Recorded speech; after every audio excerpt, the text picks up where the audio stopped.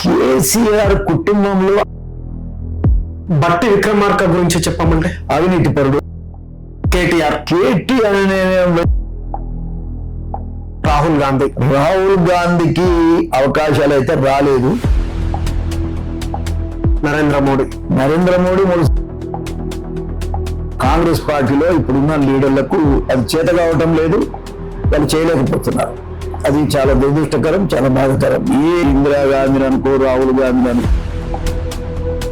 గతంలో గట్ల మీరు కొన్ని సందర్భాలలో బట్టి విక్రమార్క లంచగొండి అని ఏమంతా నీకు ఇబ్బంది వస్తుందని ఈ పోలీసు అడ్డు పెట్టుకొని నువ్వు బతుకుతున్నావు కదా, లోపల చిలకలాగా దరిద్రం కాకపోతే అంబేద్కర్ ఇటువంటి విషయాన్ని ఆయన ఏ రకంగా న్యాయం మాదిగలకి లేదు. తెలంగాణలో మాదిగల సత్తా ఏమిటో చూపించడానికి ఈ మాదిగ మహాశక్తి, మాదిగల విలువ ఏమిటో చూపించడానికి ఈ మాదిగ మహాశక్తి.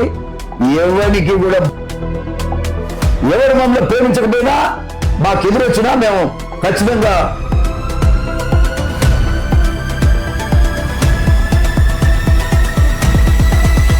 మా జనాభా ప్రాతిపదిక మీద మాకు పార్లమెంట్ సీట్లు కానీ, అసెంబ్లీ సీట్లు కానీ, అన్ని సీట్లలో కూడా మా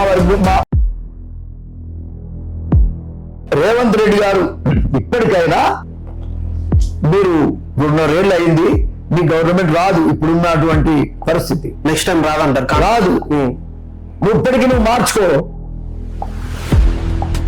ఇవన్నీ తప్పులు ఉన్నాయి. ఇది చూసి ఊరవలేక పాపం వాళ్ళు ఏం చేయాలో తోచక చివరికి పిల్లలు పెట్టుకోవచ్చు. సిగ్గుండాలి.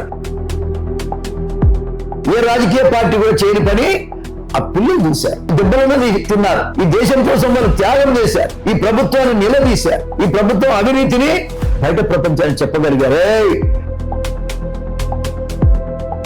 ఆ బాధనంతా కూడా ఇవాళ నా ప్రజల ముందుకు చెప్తా ఉన్నారు.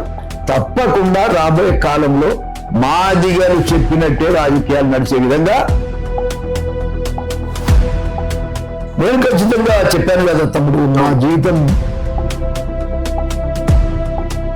ఇది ఏమనుకోవాలి, రెడ్ల రాజ్యంలో మాదిగలకు బతుకు లేదనుకోవాలి. సీఎం రేవంత్ రెడ్డి గురించి ఒక్క మాటలో చెప్పాలంటే ఏమని చెప్తారు? రేవంత్ రెడ్డికి వచ్చిన అవకాశాన్ని ఆయన